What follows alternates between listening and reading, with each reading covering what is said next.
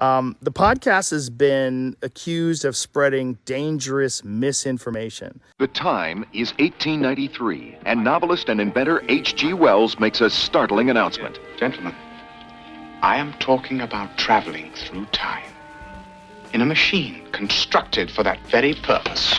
Oh, hey, what has happened? Girl, can I ask you a question? How do I look? Like a fraternity thing? I just got out of jail yesterday. I didn't want to steal anything. I didn't want to go to Europe. All I wanted was a cappuccino.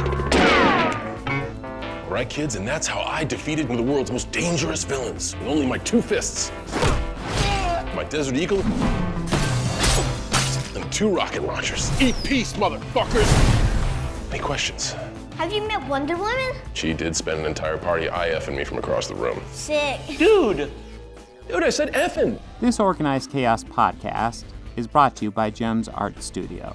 JEMS Art Studio is an online store that allows access to prints that you can use for most anything, obviously as just a picture, or as a wallpaper, or as a bookmark, or anything you can think of. You can find JEMS Art Studio at etsy.com/shop/JEMS Art Studio. This podcast is also brought to you by listeners like you.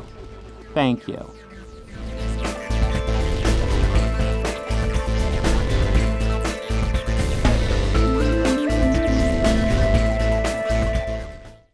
Hello, and welcome to another Organized Chaos podcast. My name is Bobby Quarters. With me is Bob. How are you doing today, Bob? I'm doing all right, Bobby. We got some interesting stuff to talk about today. Yeah, we do. I was actually quite pleased with this week's watch list. Yeah. We're going to talk about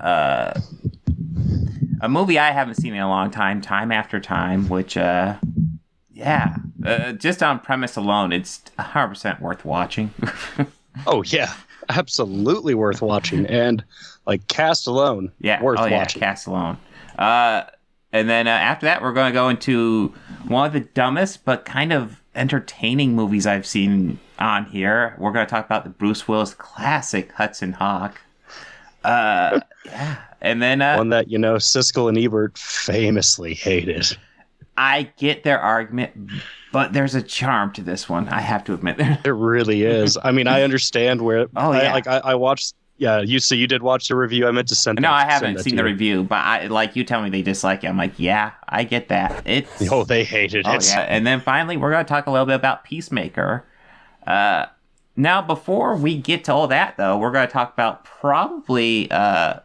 I'm certain this is somebody who listens to the podcast, so we can kind of address to him. We're going to talk a little bit about Joe Rogan. I do believe he is one of our most influential listeners, so we can start our piece to him. But he has come under fire for some stuff recently. I don't think it's been a good week for him.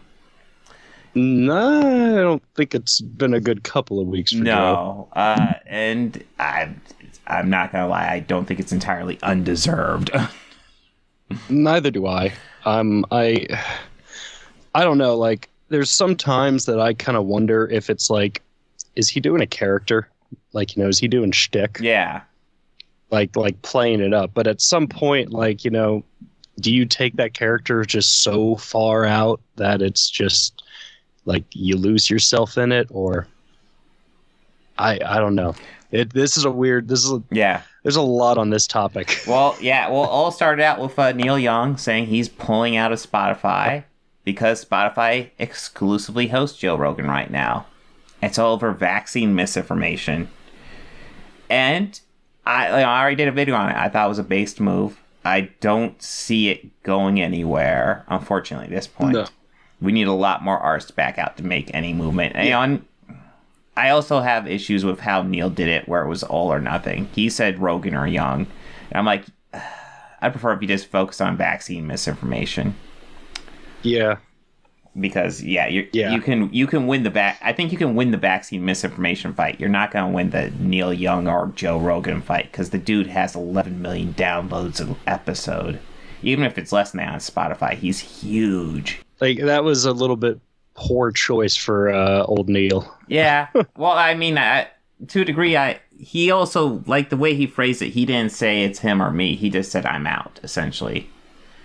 Yeah. So, I mean, essentially, it just sounds like him saying, fuck this shit. I'm not going to win this Yeah, fight. well, I'll I mean- say my piece and drop out.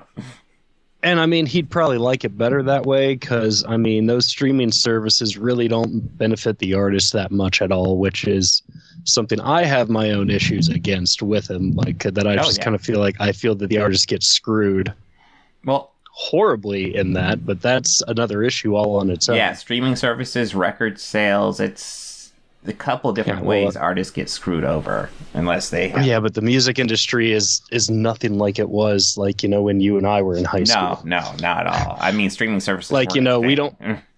Yeah, they were like, you pay 99 cents for a song. Mm-hmm.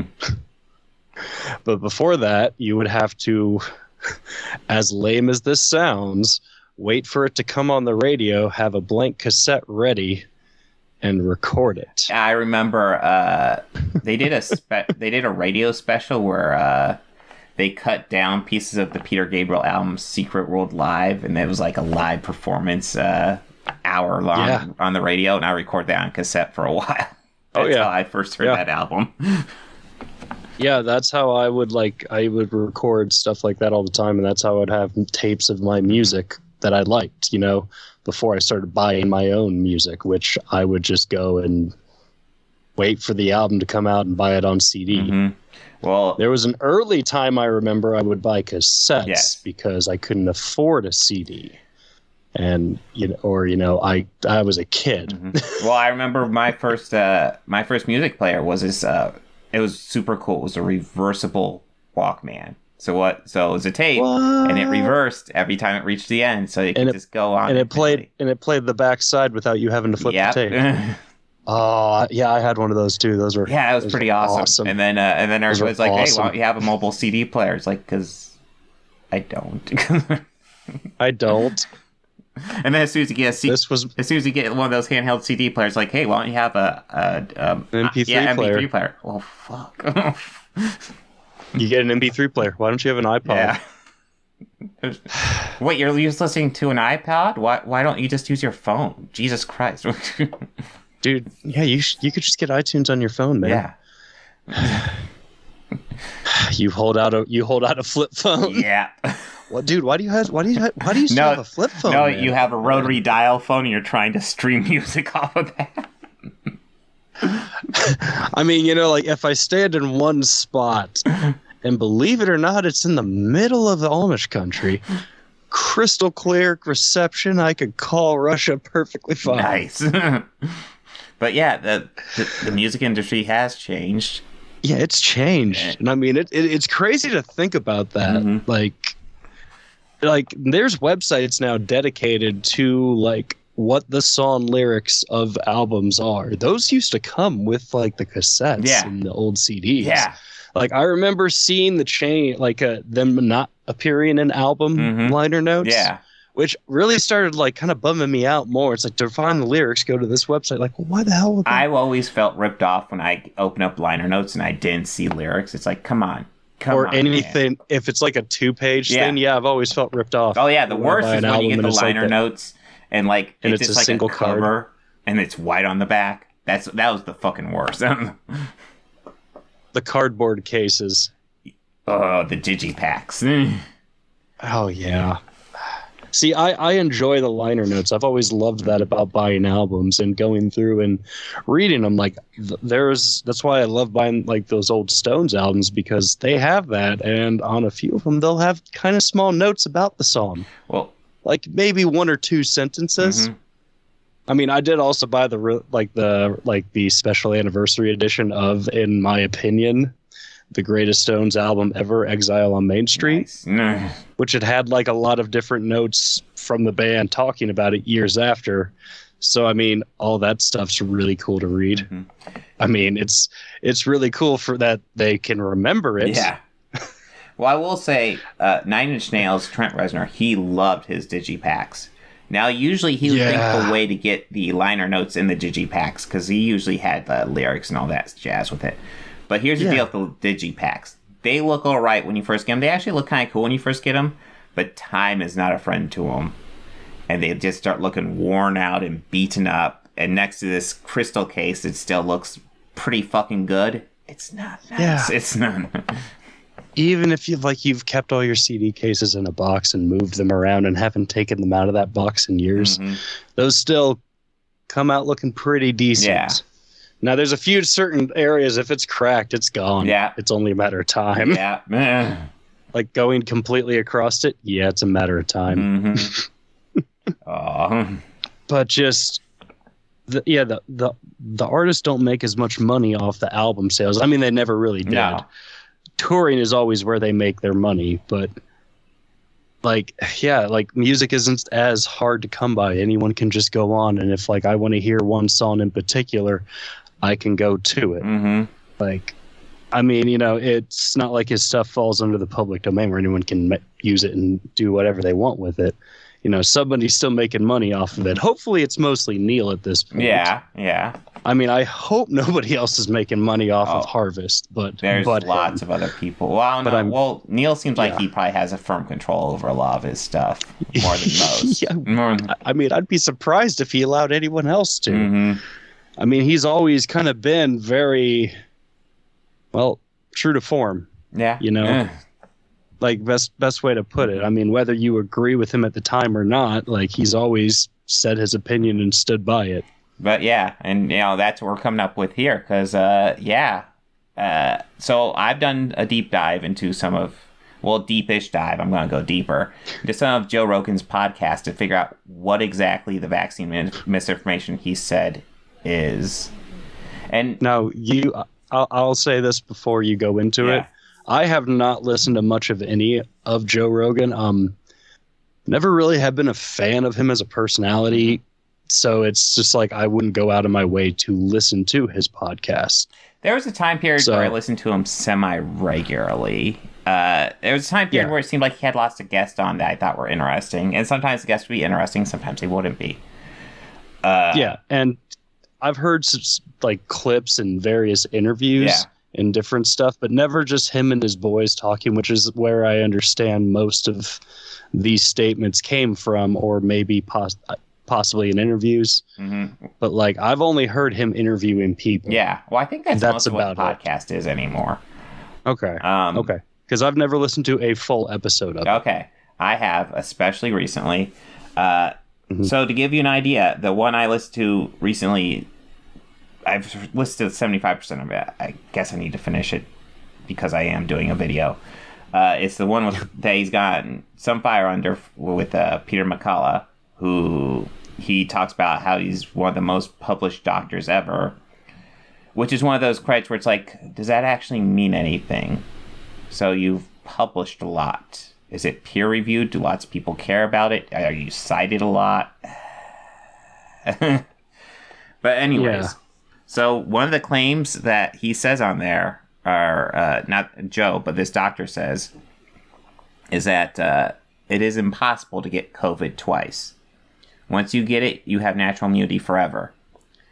To his credit, this is the moment where Joe gives him a little bit of pushback and says, I know people who have tested positive twice, who have come down with symptoms twice. I know people. And what the doctor said is that they either tested positive false one time and just had a flu or something like that, but they have not had COVID twice. And yeah, that's obviously just wrong. And Joe did not push back nearly hard enough on that one. Something he clearly knew was wrong. But I'm going to tell you what he said that Joe really didn't push back on and was just hey, okay, sure. So one of the claims he made was that COVID was actually a man-made virus with the sole intent of getting us vaccinated. They wanted to get this vaccine in our arms, and this virus was what they did released to get the vaccine in our arm.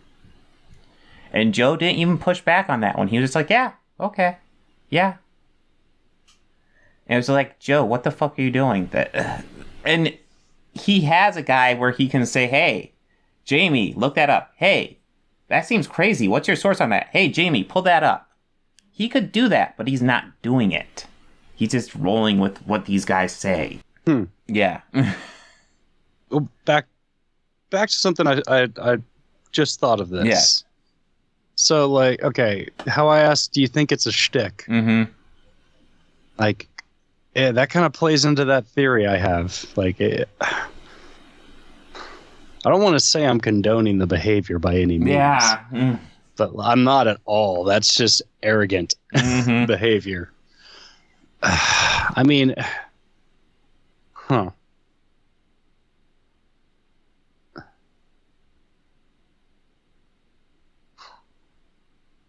Yeah, you are right. He should at least have somebody go, hey. Yeah, that's a crazy claim. What's your source on that? Yeah. Hey, let's look that up. It's not a big ask. And I think the guy's name is Jamie. He literally has Jamie pulling up stuff for him whenever he thinks something's crazy. And this guy's literally saying this pandemic was released just to get us vaccines. And he's just like, okay, yeah, sure. What the fuck are you doing, Joe? And since you're listening, let me ask you, what are you doing, Joe? Reply in the comments.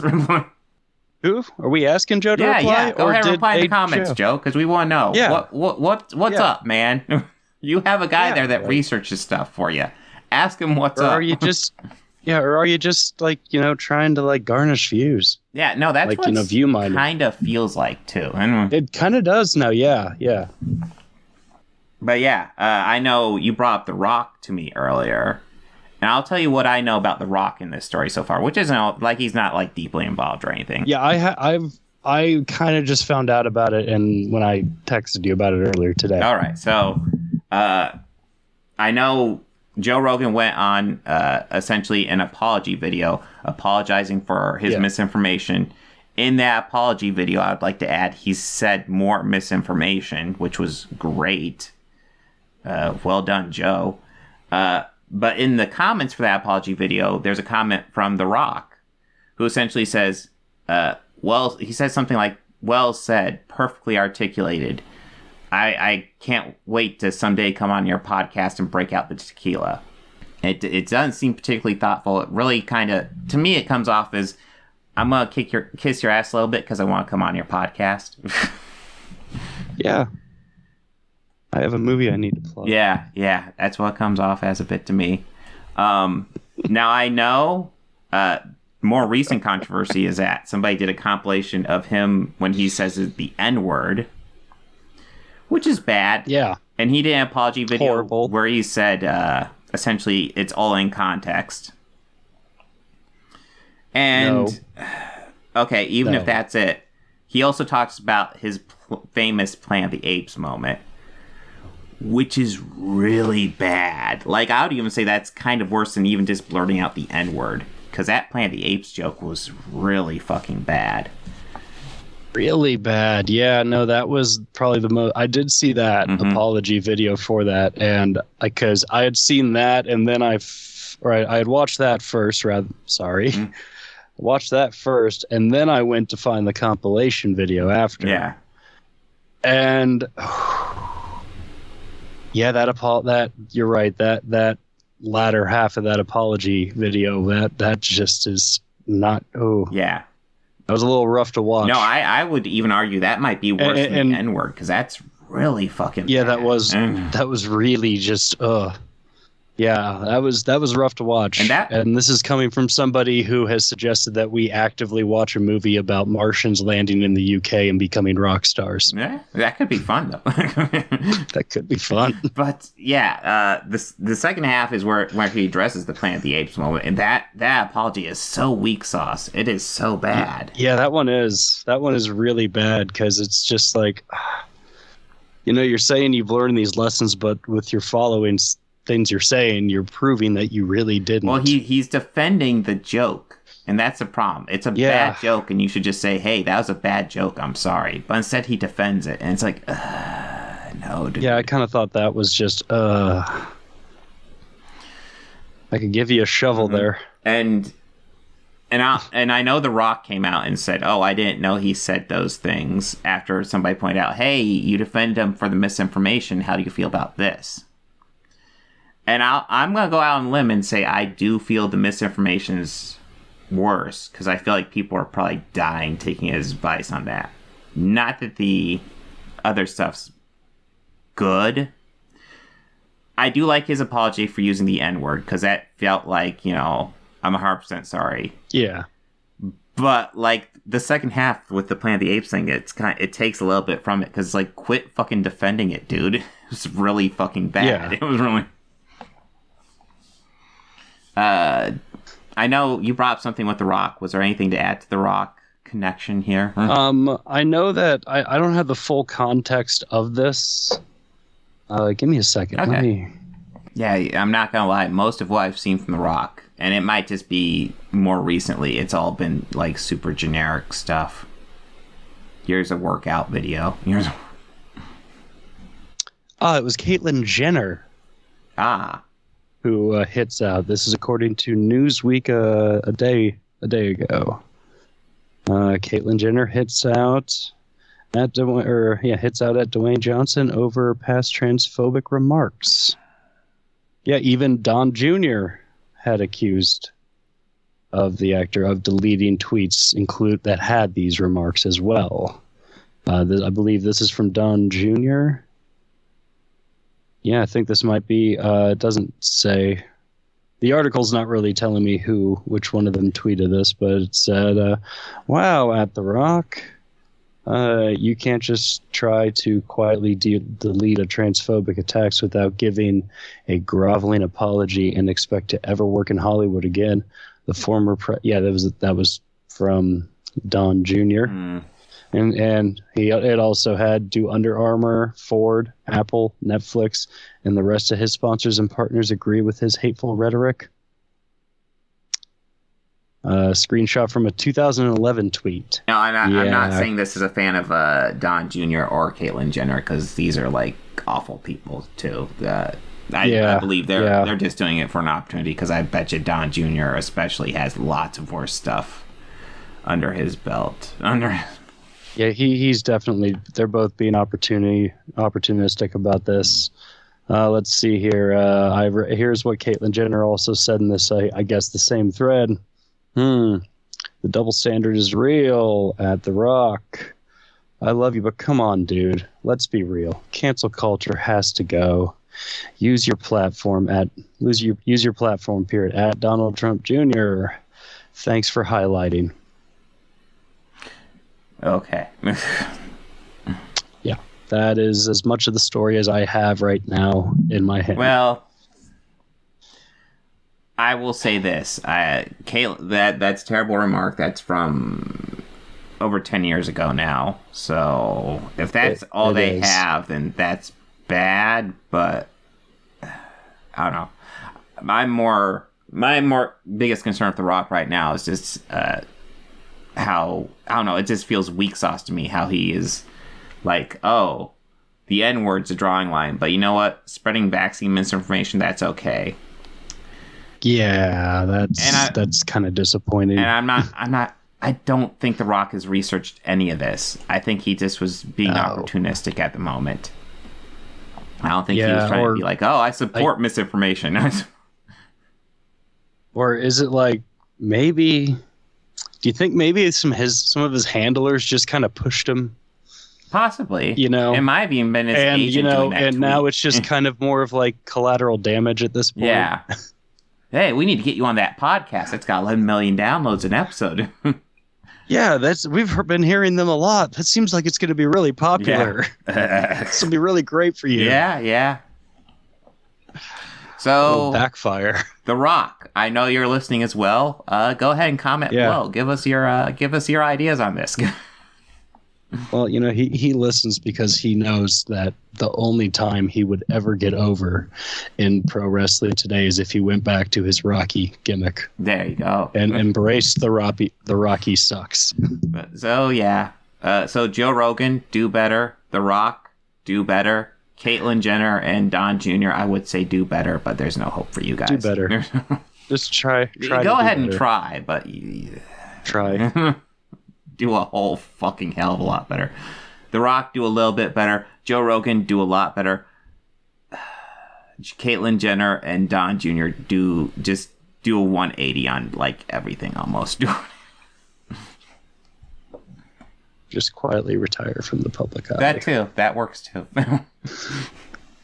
So are we ready to move on to the first movie? Yeah, let's move on to some happier. Something lighter, yeah. Something lighter. Time after time. I mean, I tried to add some levity and tease something at the same time. Mm-hmm. Well, this is a great premise for a movie. And fun fact. Oh, this is beautiful. I believe this was the movie he did immediately before Wrath of Khan. But this is from the guy who wrote and directed Wrath of Khan. Really? I didn't know Yes. that. Yes, this is... That's fucking awesome. Yeah. And, well, essentially... Because, I mean, Wrath of Khan is, like, probably the 4th best Star Trek film. Is it 4th? I don't know. It's probably my... Yes, I did say 4th. Yeah. I did say 4th. And I do mean all time. We'll have to discuss that at some point. But all right. we otherwise we're going to do a Star Trek deep dive, and we're talking about time after time. We'll just segue right into Star Trek. Yeah, it will happen. It will... But, all right. We get Malcolm McDowell here as H.G. Wells and David Warner as Jack the Ripper. David Warner... Not an evil man trying to recreate a new planet. Yes. Oh, my God. Sorry, I couldn't resist that one. I'm sorry. But anyways, David Warner, or Jack the Ripper, steals H.G. Wells' time machine and travels to 1979. After Jack just committed a crime... Yeah. That we get to see in this really beautiful first-person shot. All of it is done so... I was like, wow, this is... And we're following as Jack the whole time. And it's like, this is cool. Yeah, you're just seeing this is cool. Yeah, the whole time from Jack. It's like, that's a hell of an opening right there. And, like, the first time that we see an outline of his hand and, like, that hat in the background just kind of slightly out of focus... Yeah. I just kind of think, oh, wait, this is oh, God, no. Oh, we're going to see a crime. Yes. Oh. I mean, I figured as soon as he said my friends called me Jack, it's like, oh, here we are. Yeah. He wasn't going to come up and scare him. No. I thought we were going to see the deed and then, like, she's there and then he comes. That's what I was expecting to happen. Yeah. But, like, oh, no. I was like, John. And I was like, huh? I was like, wait, I know that voice. Mm-hmm. And you had told me, from what you had told me about this going in, because this is one that I did go in completely blind to. Mm-hmm. All I knew is what you told me. Yeah, which is the plot. It's like 20-year-old information, too. It's been a while since I've seen this. Yeah, and you had said that Malcolm McDowell's in it. He plays H.G. Wells. Mm-hmm. And I was like, all right, sold. And David Warner plays Jack the Ripper, and they travel through time. Sold. Of course. Who is David Warner? Yeah, who's David Warner? You'll recognize him when you see him. No. Okay. No, that was how you pitched it to me, and I was like, all right, yeah, like, that sounds cool. Now, if you've watched movies, you've seen David Warner in something. He's all over the fucking place for probably the past 4 years. Yeah, he really is. Yeah, he has had a very, I would say, as consistent as an acting career as Gary Oldman. Yeah, definitely. And he always, I don't think I've ever seen him do a half-ass job in anything. He's always all in. Now everything he's in is good, but he always does a good job. No, he was even great in his, 20 minutes in Scream 2? Was he in Scream 2? Yeah, he played the director. Was he the director? He played the director. He played the director of Sidney's play. That's right. Oh my God, I forgot about that. Yes. Yeah. Totally. Because first time I watched Scream 2, I was like, oh, hey, it's the TGI guy. Yeah. I never knew. For the longest time, I never knew his name, and I just always called him the TGI guy. Couldn't remember the character's name, but yeah. But yeah, well, Mary Steenburgen, I think, is the only one that doesn't have Star Trek connections after this movie of the main people.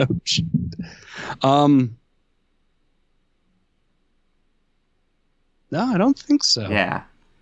That being I mean, I'm gonna take a shot in the dark and say she was on an episode of T.J. Hooker. It's possible, sure. It's possible. It's not or Ted Danson was. Well, Ted Danson. Oh, Ted Danson was on. Ted Danson was in a Star Trek episode, wasn't he? I think he was in a Next Gen, maybe. Or am I thinking of Kelsey Grammer? Because I know Kelsey Grammer was definitely in one. Kelsey Grammer was. Yeah. He was a captain. Yes. He was a Starfleet commander with a magnificent beard. I didn't recognize him first time I watched it until he spoke. I was like, oh shit, that is Kelsey Grammer. Yeah.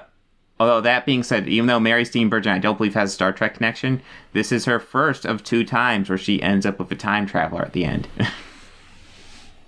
Oh yeah. Yeah. What's the other time? Back to the Future 3. That's okay. It's okay. That's so weird that you said that, because midway through it, when he first said, "Come back to 1889," I stopped the movie and I was like, "When did Back to the Future Part 3 take place?" Oh God. Yeah.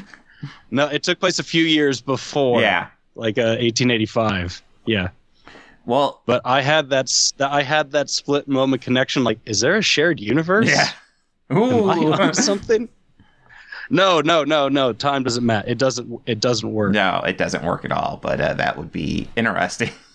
H.G. Wells meets Doc Yeah, Brown. that was just a weird 3 a.m. thought. I even put that in my notes. It was like it's like, hey, is there a possible bridge there? Also, it's 3:30 in the morning. Maybe. Maybe. But what else was there?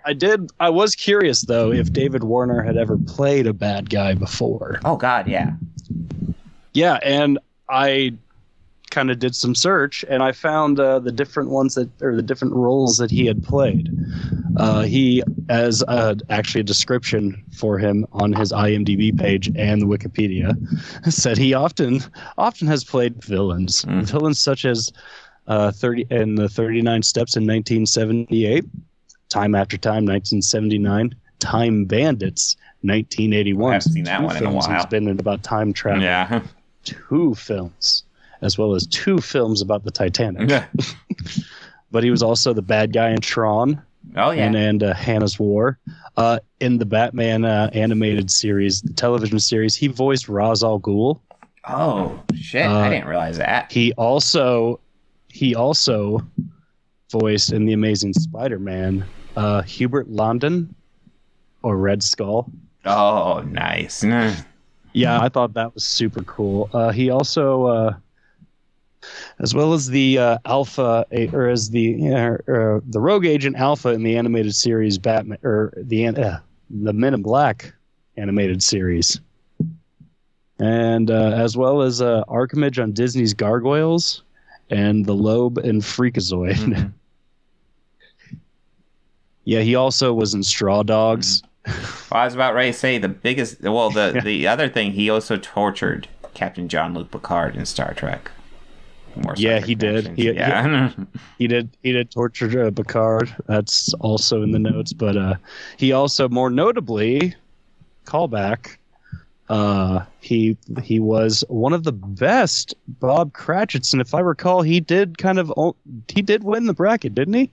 No, but I gave him the point in the bracket. You gave him the extra point for the win. Yeah. That's right, you did. But yeah, the George C. Scott 1984 take of A Christmas Carol, yes, which overall was our overall that one of it. Hands down. Like Scrooged was like the dark horse, but that one's just too goddamn good. Well, Scrooge was a dark horse because it kind of, as I said at the beginning, I've watched a child die enough today. I needed some levity. Yeah. Oh God. The felt one hurt the worst. It still does. I did write down some fun facts about this movie. Yeah. So the movie's title inspired Cyndi Lauper's song "Time After Time." She was flipping through TV Guide. She saw it and she went, "You mean that's her a cool immortal idea." Classic? Yeah. You mean her immortal classic? Immortal. No word on Ozzy Osbourne yet. No. But I have one more note to one of his villains. But in addition to more notable roles, he also played German SS. I am gonna butcher this. Obergruppenführer. Okay. Reinhard Heydrich in both the film Hitler's SS Portrait of Evil and the television miniseries Holocaust, a sinister Millionaire Amos, and Hacksaw's HBO 1991.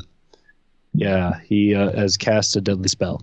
So he's had like a long career of playing villains and bad guys, and some notable ones. I never knew of him playing an old SS officer. That would be...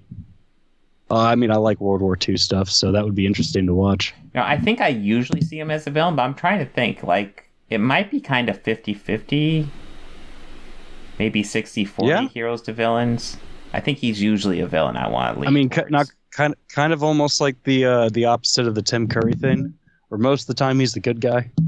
Is Tim Curry the good guy most of the time? Is Tim Curry... I know he was a good guy in Congo. I'm sorry, I couldn't even say that straight face. Sure. I mean, he knows how to give himself an introduction. Well, yeah, he does do that. I mean, that's just Jesus. So, do you remember the little boy who spots H.G. Wells in the museum when he first lands in 1979? Yeah, I have a note about that at the end of this movie. Yeah, well, that was the film debut of Corey Feldman. Oh, joy. Yeah. One of the Coreys is now be introduced to the world because of Time After Time. Like I said, I have a note about it at the end. Nice. No, I noticed it instantly, and I was like, oh, hey, the Feldster. The little Feldster. I didn't notice it until I looked it up. I was like, holy crap, really? I'm like...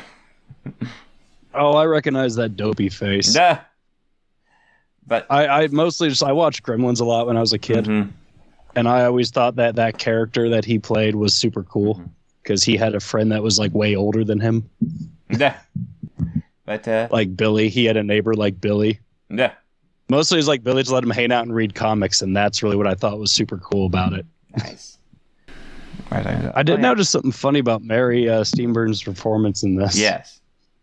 She kind of had an accent that kind of came and went a lot. Yeah, I don't know if she's doing that on purpose or what. Yeah, I couldn't tell. I knew when she was like doing the fake English accent. Yeah. Mm-hmm. There were times that like I would hear like a Southern accent, but I don't know where it came from. Yeah.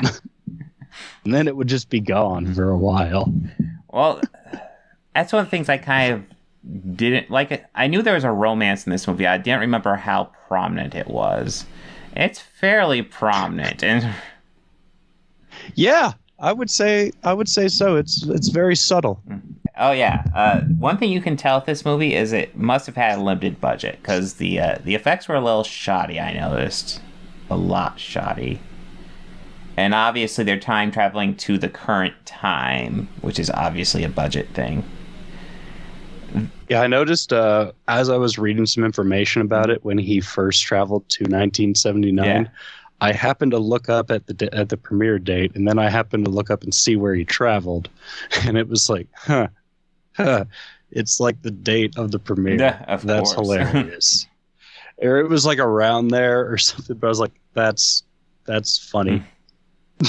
Yeah, well, yeah, I guess I shouldn't have looked that up. I'd be interested to know what the budget was on this, because I feel like probably a lot of it probably went towards Malcolm McDowell. Probably. And to his credit, he does a great job. So yeah, he does. He's really good in this movie. And one thing I do like is like there'd be that instinct to almost like turn like, you know, Jack the Ripper into this crazy psycho killer and try to make H.G. Wells into this more heroic character. But no, they play it very straightforward. Yeah, they pretty much do the psycho killer with Jack the Ripper. But H.G. Wells is kind of just a scientist trying to track him down and talk reason to him, essentially. Yeah. Yeah. It was a nice take on it. Yeah. You know, he's not like swinging from the rafters or anything. I will say there was a fairly confusing chase scene with a whole bunch of stairways where I wasn't sure exactly where they were to each other to most of it. Yeah, that was the editing was a little confusing there. That was, but I did also I have a few notes about some things. I was very pleased to hear that 20 seconds of that 73 shakedown by the Dead. I mean, Nice. while they were in the disco club. Oh, sure, yeah. No, actually, my original note was disco duck, but I was like, no. Besides, that would be an inaccurate thing for what I said about the dead. I'm ashamed as a deadhead. Yeah. But also, H.G. Wells is a shit driver. Oh yeah, he's terrible. Oh my God. That was entertaining. I'm not gonna lie, I was impressed he turned on lights.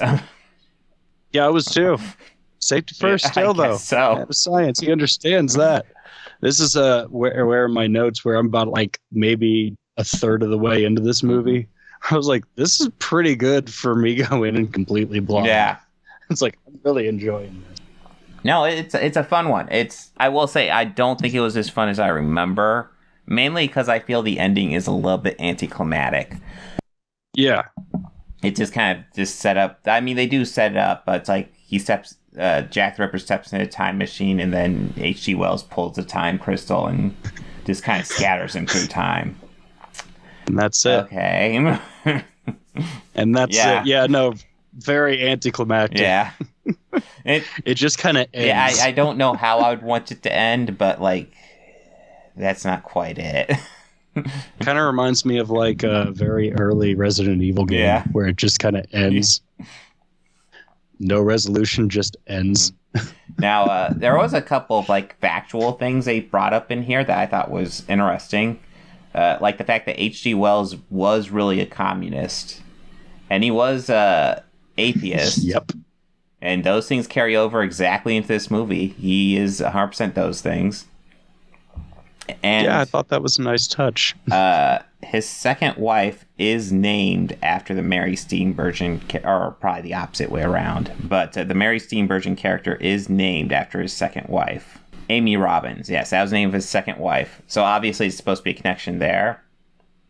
Yeah. Fun fact, he cheated on her a lot. So I guess that doesn't quite fit into the movie, man. But yeah, he was not. Yeah, that doesn't quite fit the. Yeah. But yeah, all right, let's see. I think we brought up all my notes. Was there anything? You Oh wait, I have. Okay. Yeah, I do. My last note that I had. Oh yeah. I can't do this every time. There it is.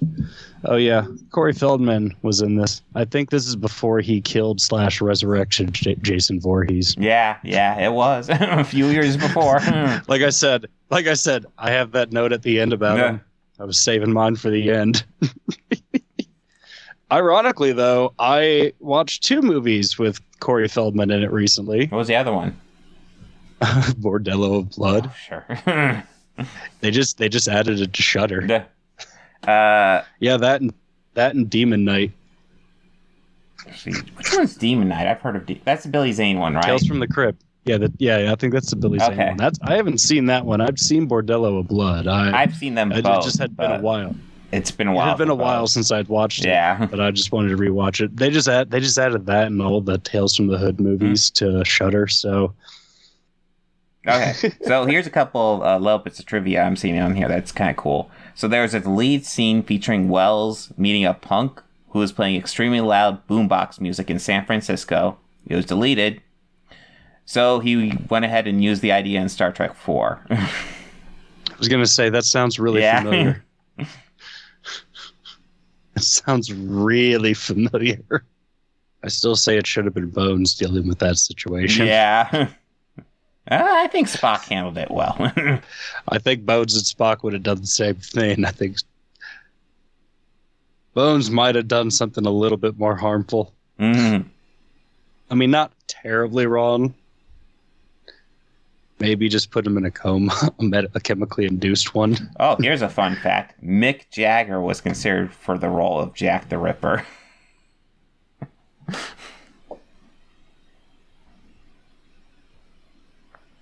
Yeah.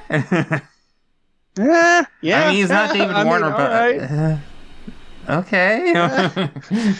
My question: will he be spinning around in the alleyways and like doing like that little clap chicken wing dance that he does? Yes. You know the one I'm talking about. Yes. You know that exact one. Or that weird thing where he like sticks his fingers out and. Where he's like this. Yeah. Yes. Does like this chicken wing like thing. Yes. Yeah. He's an interesting. Or he'll dancer. like stick his back out, but like lean himself in and like saying out with the mic. Yeah. Meanwhile, Keith just has a cigarette. Yeah. I think we're on to Hudson Hawk.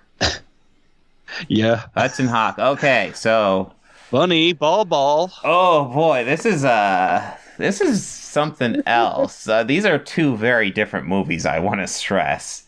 Yeah, well, they're similar because Bob went in blind to this one. And I got blinded by this one. Only off of what I told him. Yeah. He's a cat burglar. Yeah.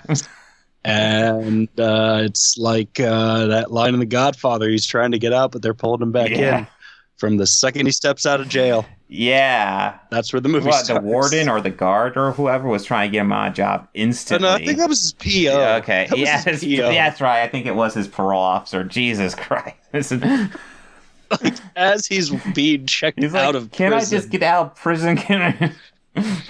Yeah, can I get out of prison first? Jesus Christ.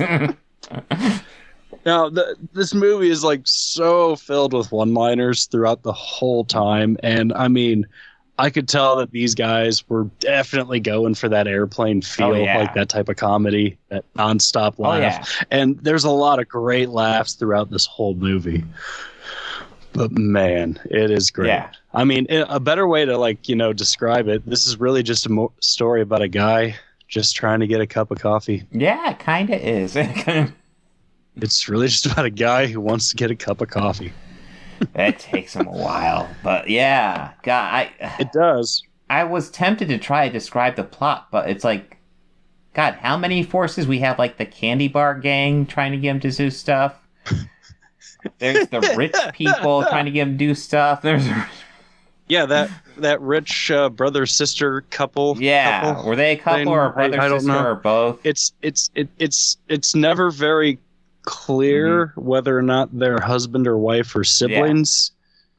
Yeah, it's Sandra Bernhard and Richard E. Grant, and both fucking amazing. Both are good, but I really have to say, like, Richard E. Grant fucking all over, like, he's owning that shit. So yeah, he is definitely chewing scenery, but he is not the only one in this movie not chewing scenery. I mean, everyone is, and it's kind of magical. But James Coburn definitely had some fun with that scenery. Yeah, he was the leader of the candy bar. Yeah, gang. candy bar king with. He was great. Yeah, Snickers, who I don't know the actor's name, but he looks like fucking Thomas Dolby. You know what's funny? Kit Kat. Yeah. Did you recognize Kit Kat? Who was which one was Kit Kat? I'll give you a clue. I'll pantomime it, okay? Okay, so he was the guy who looks like his time ran out. So it's David I was fucking about to Caruso. say, is that the one that's David Caruso? The one David fucking Caruso. Yeah, I was taking off my shades there. You know? Okay. Like his time. Sure. CSI Miami, Jesus. Yeah! Sorry, I didn't have the Who queued up. Yeah. Oh, we don't want to get copyrighted. So we're going to go ahead and just sing to you the opening of Who Are You, okay?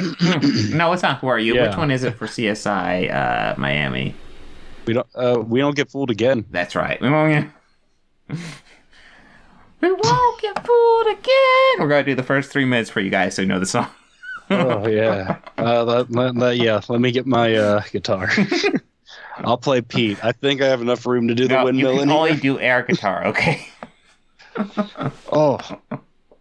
I guess I don't have... I can't do a windmill. Oh. That hurt. It's getting older. But yeah, he gets tasked to steal this artifact from a art auction. Yeah. And he goes first to check it out, scope it out, I think. And he steals a kid's like stuffed animal and you see how secure it is. And it's like on super guard. They have this really great He steals a kid's stuffed animal, throws it by one of the laser beams, and the cage drops around it. But it's like an ascending cage with different layers. Yeah, it's a bit intense. It's a bit over the top, but hilarious. I think the best part is that kid crying about her stuffed animal who was just beating the hell out of it earlier. Yeah, it's one of those. Yeah. It felt like one of those setups like, oh, they're going to have to get it later. No, they're not fucking touching that thing. No. But they decide a way in it to steal it, and they break it. Bruce Willis and his cat burglar partner, Danny Aiello, who this is like the first time I've seen him in anything that I could think of. Like the first time I watched this years ago, and I can't think of anything I've seen him in since. God, I know but him from he stuff, though. I know. Yeah, but like he wasn't bad. No, he's a good actor. Good. Yeah, he's good. Mm-hmm. But they have a thing whenever they do burglaries. They give themselves a time amount, and they pick a song that has that length of time, and they sing it. And in theory, by the time that they're done with the song, they're done with the robbery. Mm-hmm. Like, I thought that was a kind of an interesting touch. Yeah. But also, like, they were sitting way fucking loud at the end. Yeah, like, yeah. I get it, guys. You're home free. Too. It's like, don't need to break. Yeah. I mean, I get it. It's the big finish, and you guys sound amazing, but just bring it down a little, yo. Maybe sing it to yourself. You're in a rotunda. Guys, you're in a rotunda. Fuck's sakes. Well, what? It's worth pointing out the beginning of this movie is Leonardo da Vinci making this artifact. And I believe the goal was to turn lead into bronze, but it didn't work, and it turned lead into gold, correct? Into gold. Yeah. Worthless gold. And he decided, like, and, you know, he decides it's worthless, so he separated the pieces and let them be. Mm-hmm. So, yes, now we have, really the main villains are like the rich couple, because Candy Bar Gang gets... They are hired by these rich couple who they are the Mayflowers. Yes, that's right. They are the Mayflowers. Like, when we're introduced to the Candy Bar Gang, I guess they're like a special ops team, but I think that like the leader, he knows Hudson Hawk from. Yeah, there was some past thing. Yeah, the James. Coburn, it's established, but never really fleshed out. It's established they know each other. Oh, there's a lot of stuff in this movie that isn't fleshed out, but that's almost part of the charm.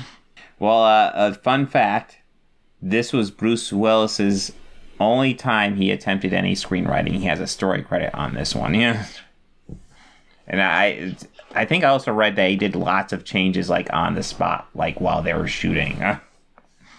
Probably. This feels, like, super chaotic, which, yeah, it almost certainly was. It really was. It's an absolute mess of a movie, but that's kind of almost the charm of it, because it's just all over. It's like any crazy thing you think of, they're going to go ahead and throw that in there. Like, his girlfriend or his love interest... She seems like, she seems... She's working undercover. Yeah, she is working undercover, and she's mainly a nun. Which... Like, for the Vatican, who's pretty much a lot like the Secret Service and the FBI. Yeah. It's like, okay. Like, I'm not even kidding. What? No. Like, I love the secret telecommunication where she was praying to the statue. Mm-hmm. And then the light came on. It's like, come in right away. And she went through a secret door right next to it. That was just so funny. I was like, oh my gosh, that is. I also did enjoy the fact that when we're first introduced to the Candy Bar Gang, how Bruce Willis kind of looks at her. It's like Almond Joy, like the leader of them, or I guess the de facto leader of the troops. It's like, it's like their code names. We change them every year. You try being called chlamydia for yeah. They first start out with diseases. I mean, they all have typical names. The big brute guy who's not so smart. His name is Butterfingers. Yes, that's right. There's Snickers. Well, he messed up everything Kit Kat. Too. Well, I mean, but turns out he probably was the brightest out of all of them. At the end, his last words, he said to Coach, "Hey, Coach, I think they double-crossed us." Arrows sticking through him. Maybe. It's like, yeah, buddy, they did. They sure did, buddy. Well, I mean, do we want to talk about the big death of the movie? Oh, you mean like the dramatic? Yeah. The finale death? Yeah. Daniello in that car as it explodes. Oh, wait, that's right. He survived. Never mind. He did. Can you fucking believe it? No, but the rich couple dies quite beautifully. They also have this super badass Bond level villain of a butler who keeps blades and swords in his suit coat. Yeah. Like he Bond level bad guy. Just like, can we get his own movie? No, like the Bond producers were awesome. The Bond producers were watching that going, fuck, why didn't we think of that?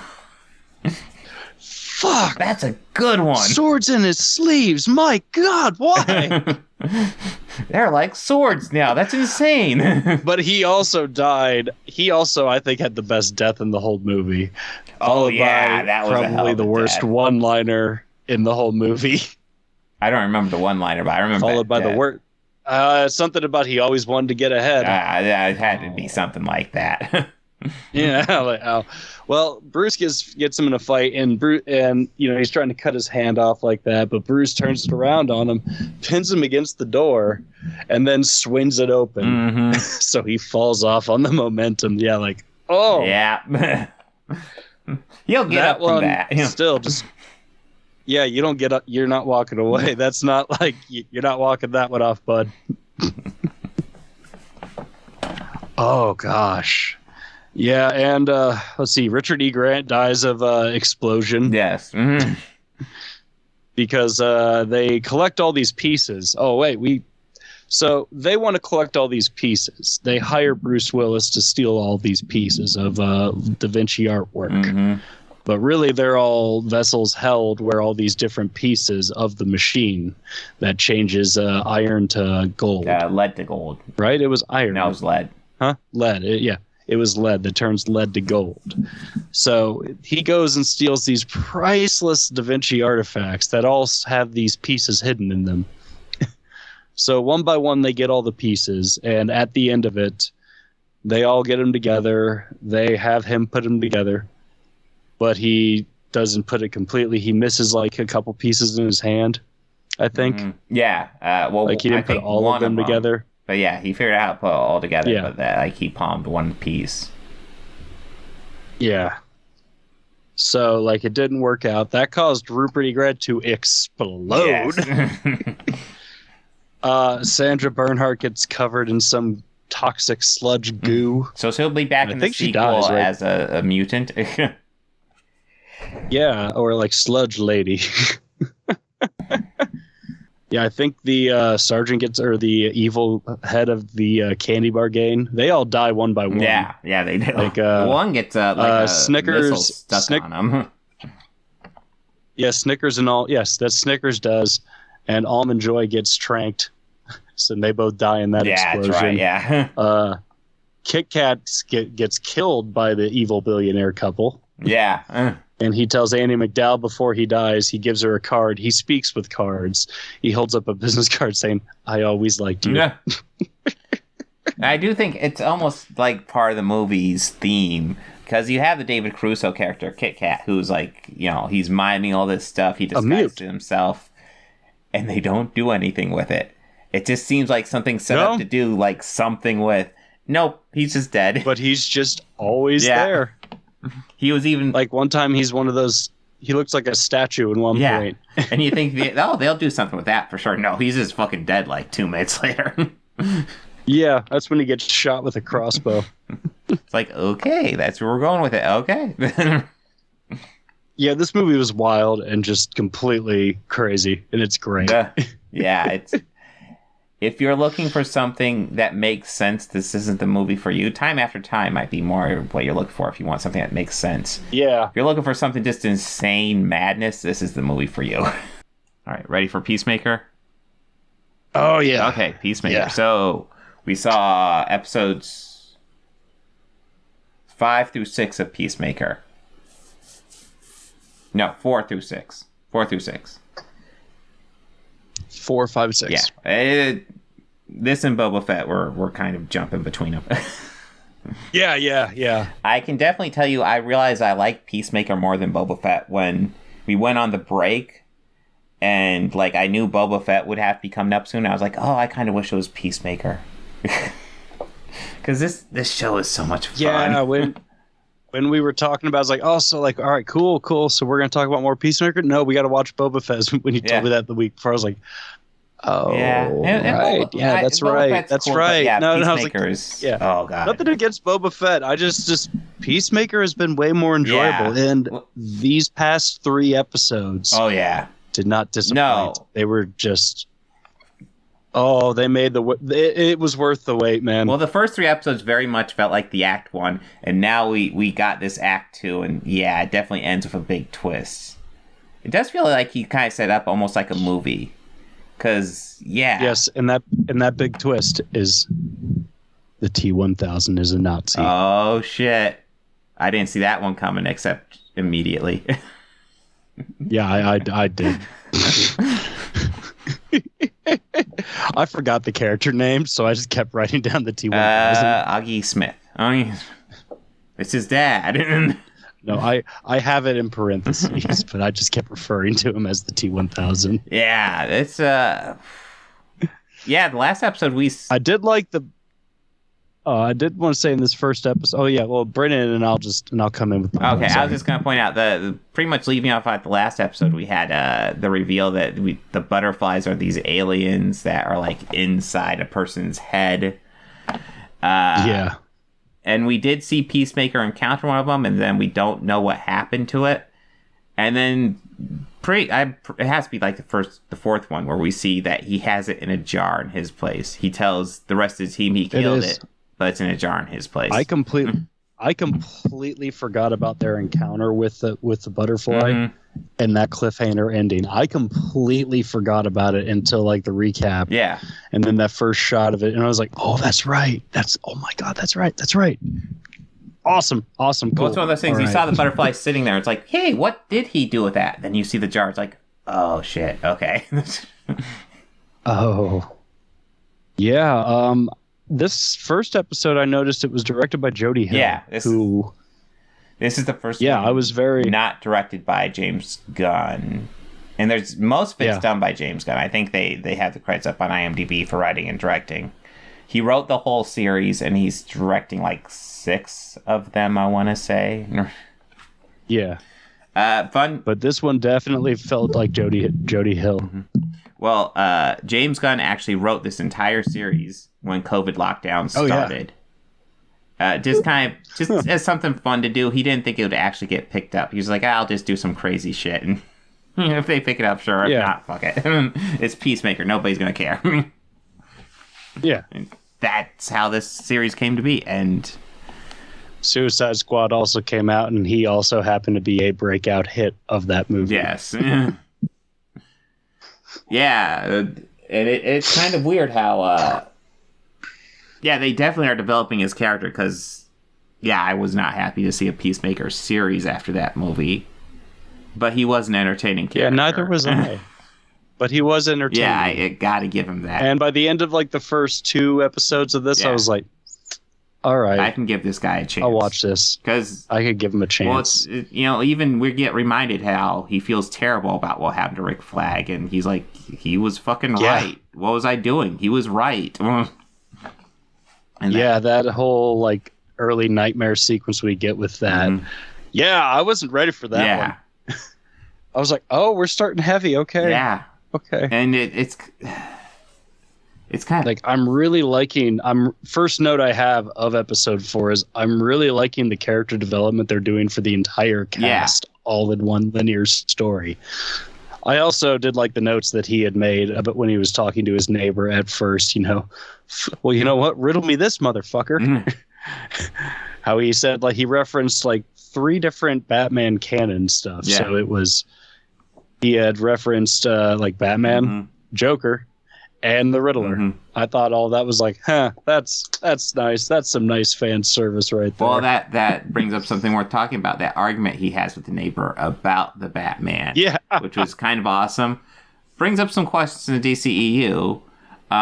Because he's like, hey, if you're a hero, where's your cadre of villains? Batman has a cadre of villains, and he's like, well, my villains are 6 feet under, motherfucker. Yeah, I did laugh at that one. Question I have. DCEU Batman kills a lot. I guess from... I haven't noticed. Yeah, I don't... He hides it very well. But then again, you know what? You know who else does in the DCEU? Who? Super snap necking Superman. Yeah, not as much, but yes, he does it too. Well, let's talk about the damage to downtown Metropolis. Yeah. I mean, you telling me nobody else died? No, nobody died in that. Didn't you hear? He saved everybody. I understand the suspension of disbelief. Listen, it was very important, rather than helping save people, that he make out with Lois in the middle of that wreckage, okay? Very important. They could save that for the sequel, which they did. Yeah. In great length. Oh, God, that sequel. Whether we wanted it or not. Oh. It was happened. Sometimes dedicating a whole hour to that part of the story. Yeah. Yeah, it's very important he gets back up with her. Very important. Let's just stay on it. Yeah. But let's talk about some better DC Peacemaker content. is so much better than BVS. So yes, back to my point again. The T-1000 is a Nazi. Yes. Well, that was established pretty early on. He was watching Alex Limbaugh on the TV. It was, but also that... Even still looking at it written down, it still kind of makes me chuckle a little. All right, so... I'm trying to think. I know his dad eventually escapes. Does he escape or get set free? Yeah, he does.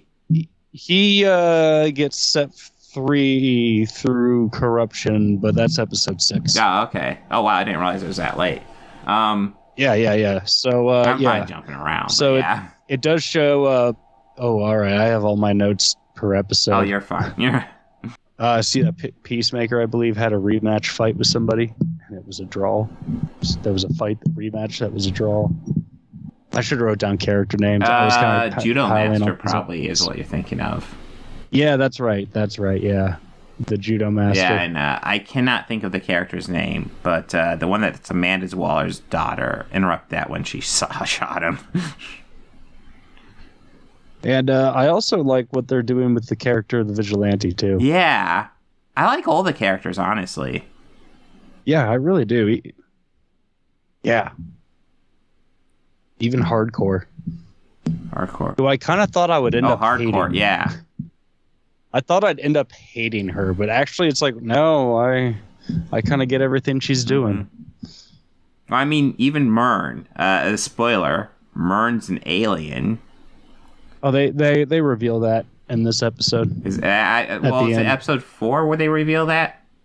Yeah, it is. I believe it's an end credit scene or right before the credit scene. You just see him roll out his tongue into the bowl. You know what? Honestly, first time I saw that earlier, I didn't say anything about it because I just figured, okay, it's just because they're butterflies. That's cool. Mm-hmm. But still seeing it, I still think the same thing. I think, wow, you can do stupid things, can't you, Trumpy? I'll get the attachments. You could do the couch. Nice. Peanut gets stuck up there. He can pistol whip that kid. Yeah, definitely. I just keep thinking of the greatest MST episode ever, Pod People. Oh, yeah. Where we at? So, yes, I believe this next one opens up with the father of Peacemaker, White Dragon. Yes. As he's later revealed in this episode to be, as that he's going to snitch on all of them and expose all of them what they're doing. Well, that's right. Because it's episode 4, right, where Peacemaker goes to visit him and tells him everything. because that's where he finds out that his father was framed for all this stuff. The team framed his father for the stuff he was doing and they were doing. So he goes to confess, and it was probably a mistake. And I think even he regrets it after he does it. It's like, maybe I shouldn't have done that. Yeah, he does, because he kind of has... in this episode, he has a lot of flashbacks of his father and growing up with him, and he didn't have a good childhood. No, he did not. No. He really did not have a good childhood at all. Yeah, it really makes you feel bad for him. Like, you see... Well, it's one of those things. He's a very... Not necessarily an excuse. He's a very flawed character. But you kind of see where he comes from. Absolutely. And he has definitely improved on where he came from. It's episode 5 where they go to the factory. Yes. I'm pretty sure. Yeah. Yes, I believe it is. Yeah. And, essentially, he has his helmet for X-ray vision. And they're like, okay, we're going to go undercover. And he puts on his X-ray vision and just instantly starts shooting everybody because they're all aliens. Everybody. Yeah, just everyone. Yeah, just pew, pew, pew, pew, pew. Yeah, it's like, what the fuck are you doing? They're aliens. Yeah. I can see. They're... Oh, yeah. I love that in that whole opening segment where how much of a dick he was to John. Yeah. In the group. Oh, yeah, the John PowerPoint. Yeah. How much of a dick he was. This is the worst PowerPoint ever. Jesus Christ, dude. Give him a break. It had to be a little bit of work to do that. Let's give him a break. Dude, that took some time. Yeah, he did the explosion sound transition. Like, he didn't have to do all that. No. Visually, it's pretty weak sauce, but you know what? He didn't have to put that work into it. Give him credit. Yeah, he didn't have to do all that, but he did. All to make our day a little better. Yes. It didn't work. But you know what? He tried. He put on there a picture of an alien going up somebody's butt because it's an orifice, and technically he's right, so sure. He's technically doing his job. Yes. Oh, but you know what? I love that the one thing that brought them back together was music. Yeah, that's true. What was it? The 11th Street Kids. God, I can't remember the band. Yeah, the 11th Street Kids was a name of a song by this band. Yeah. I really love that. How he just had like no chill inside of that production factory. Yeah, he did. Like zero chill. Well, but I was totally waiting for that payoff with Vigilante with the chainsaw. Yeah. I was absolutely waiting for that payoff. You kind of get it, but not with Vigilante. Nope, you get it with John Economos. Yeah. He comes in and saves the day. Yeah. You know, you might bitch about his PowerPoint skills, but his chainsaw skills seem pretty on point.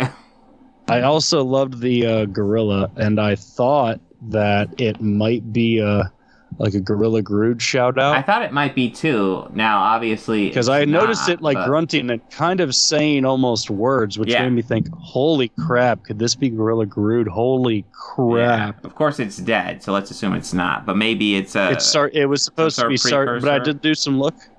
I think I did some like kind of digging on like, could it be that guy? Mm-hmm. But I think what a lot of other people are thinking it might be is just Sergeant Gorilla. Okay. He does do his... James Gunn likes to do his deep dives for some of this stuff, so... Yeah, so that's why I thought, like, no, he wouldn't take that low-hanging fruit. Yeah. He's gonna go deep. Batmite deep. But, yeah, that corrupt police department, my God. Yeah. What's that? The Black Ops team leader. So, like, there's the one guy who was working with Myrn, who I assumed was an alien at first, too. Yeah, me too. But apparently he's not, but he takes charge of the police department, and he's a fucking psycho, apparently. Because he has to kill a couple people to help cover for the team, and he's taking some fucking fun with that. Yeah. Like, dear God, man. The other thing, so I have a question for you. Did you think Amanda Waller's daughter was dead when she put on the X-ray vision when she was with Myrn? No. Really? I was thinking, oh God, she's dead. Because she had just done that message to her wife saying, I love you, things have been stressed, we'll talk later. And then she puts on that x-ray vision with him, like, oh God, she's dead, isn't she? They subvert that nicely, I don't... thankfully. No, I didn't think so because I watched, like, I guess it might have been the end credits scene, but I did see Hardcore get out of a car and walk up to her and said, we got a lot to talk about. I thought that came later, but maybe it was at the... maybe it was at the end. Maybe I'm misremembering it.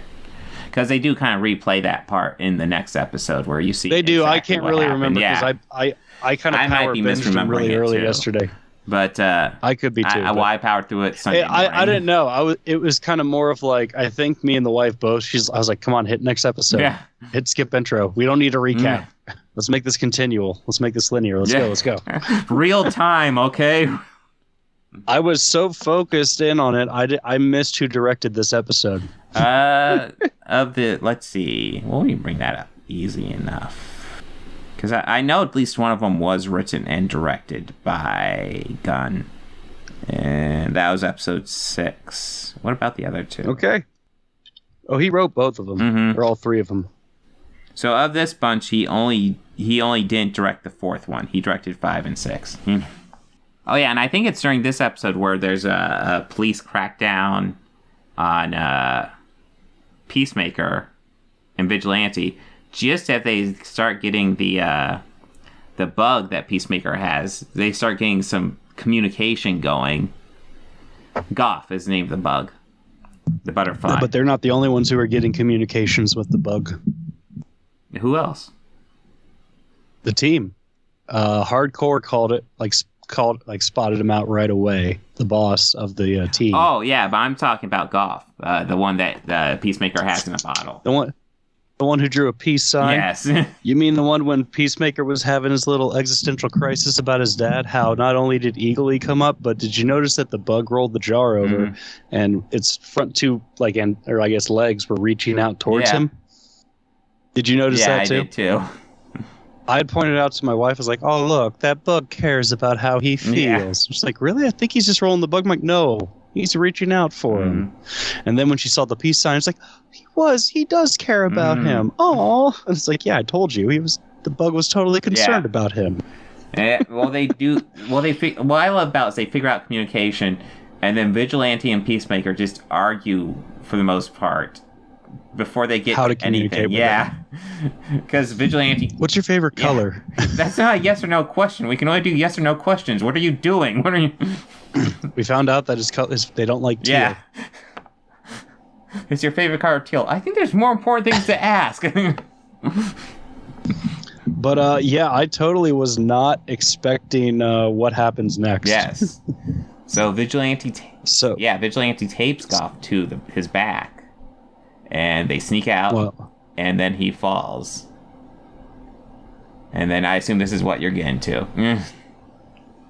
He falls and God gets free. He inhabits the detective, Amy, and she acts very weird. It looks like she seizes and dies, but she's fine. Spits up a lot of blood. A lot of blood. I don't know how the host situation works afterward. Yeah, I think the hosts are pretty fucking dead, so that's what I think. So she goes and gets a hold of friends, and then pretty much they all inhabit the entire police station, prisoners included. Yes, everyone. Everyone. It's a great scene. There was a moment where I thought maybe her partner might make it, because you could see he knew things were going down before everybody else and made a run for it. But nope, he doesn't even make it. He's out. He's out. He does make it a little bit. Yeah, he makes it a little bit further. I thought he was a bit more aware than everybody else, because everybody else just seems kind of like, what the fuck is going on? Where he's just actually actively trying to get away. What I love is how, I love once, the rest of the station realizes there's something going on, how you hear a few shots go off. It's I don't think that's going to work. Oh, but yeah, she has a whole army. Yeah, now. which is insane. And in the communications with Hardcore and Amanda Waller's daughter and John, because John literally is refusing to accept this information that the boss has a brain bug, or because he, as they say, no, he puts his fingers in his ears and sings, and he literally does just that. Well, I guess we didn't bring up. Essentially, Mern says he's essentially a dissenter from the other bugs, and we don't know 100% the full story behind it. I'm certain there's more behind it. Yeah, and that made me think: is the bug that Peacemaker caught? Is it one of the bad ones the one that's in Mern was talking about? Mm-hmm. Well, the one, Jaffe is definitely bad news. Yeah, I figured. But it likes Peacemaker. Yeah, sure. I mean, I like Vigilante too enough not to infect him too, I guess. Well, yeah, but I don't know. We'll see. Yeah, we will. But yeah. We will see. Yeah, all the characters, I like all the characters in this, I want to say. Probably my least favorite is probably Mern. But that's more just because, obviously, they're playing him very close to his chest. Well, they don't have a lot to do with him right now, or for him right now. But even Vigilante, who is kind of fucking annoying, is... I don't know. He means well. Yeah, he obviously just wants Peacemaker's approval, and okay. And one thing that's worth noting in the when you watch the actual dancing intro, whenever a cast member is introduced, they are now a part of the intro from every episode on. I didn't notice that, but what I did notice, I noticed that. Like everybody seems completely not into like the dancing. They seem just kind of like doing the motions, except Vigilante. Vigilante seems all in and just doing all the flurries and all that. Well, so does Judo Boy. That's true. God, he doesn't have much in there though. They haven't done much with him other than him getting shot. I was surprised he survived getting shot. Honestly. Yeah. But I from the teaser for the next episode, it looks like he's going to be in, or he's going to make a new appearance. So he's coming back. I did not see the teaser, so we'll see. I figured he had more since he wasn't dead. So, well, yeah, obviously. So I have another fun fact about this show. So the choreographer, when they were setting up like the choreography for the dance routine, had her husband kind of stand in and do like the main Peacemaker spot, obviously, because that was the center part, and had him do all the choreography for the dancing. Do you know who that was? Who? Alan Tudyk. So Alan Tudyk has a connection to this show. That's awesome. He went to Juilliard. Yes. Well, he's a great fucking actor here. Yeah, he is. He's amazing. But yes, any final thoughts on Peacemaker? Oh no, I can't wait to get into more episodes. Well, next week. Well, let's see. Well, next week. Yeah, Boba's next. Yeah, we're gonna finish off Boba, and then the week after that, we'll finish off Peacemaker. And then what? Next week? What was it? Morons from Mars. Morons from outer space. Morons from outer space. Okay. And then for the third thing, I meant to bring this up to you, but we can do it right now. Yes. We should probably cover some Batman stuff, because that's a movie coming out. Are we gonna watch the Shoemaker ones? That's what I was gonna ask you. Do you want to do the Keaton 4 movie ones, or do you want to do the Nolan ones? Let's do the Keaton. Okay, so that does require going into the Schumacher one. Yes, I know, okay? I know. I'm aware. I enjoy the Nolan ones. I do. Mm-hmm. I kind of feel that they have like added hype to them. Yes. Like I mean, don't get me. I'm not saying that the Keaton era ones are better. No. Technically, the Nolan ones are by far better. Yeah. That being said, like there is, especially with the Tim Burton ones, and listen, Nolan's a much better director than Tim Burton, if you ask me. But Tim Burton has a style, and Nolan. Oh yeah. Nolan's style is kind of lots of exposition and realism, and he does a great job with it, but it's his thing, and it's his shit. Yeah, and Burton's more of a visual style, which that's kind of cool too. Yeah. And I definitely feel like Burton's more into, I don't think he's all that in the comic books, I will say, but like he's into more, like if he likes a comic book, he'll go more into that type of story. I would, and I would like also want to do it mostly just because I would like to argue that, you know, we need to have that same sort of love for Batman Returns as a Christmas movie as we do for Die Hard being a Christmas movie. Ooh. We'll have to just as Lethal Weapon is a Christmas movie well, too. Well, technically it is a Christmas movie. I don't know if I can give you much love for it though. Lethal Weapon is also a Christmas movie. Lethal Weapon absolutely is. If it's a Shane Black movie, there's a 95% chance it's a Christmas movie, and you know, not necessarily directed, but like written too. Yeah. If Shane Black's involved, 95% chance it takes place during Christmas. Odds are. So okay, so that gives us Batman 89, Boba Fett last 2 episodes, and Morons from Outer Space. Yes. That sounds like a good episode to me. Yeah. All right. Everybody have a good one. Take care.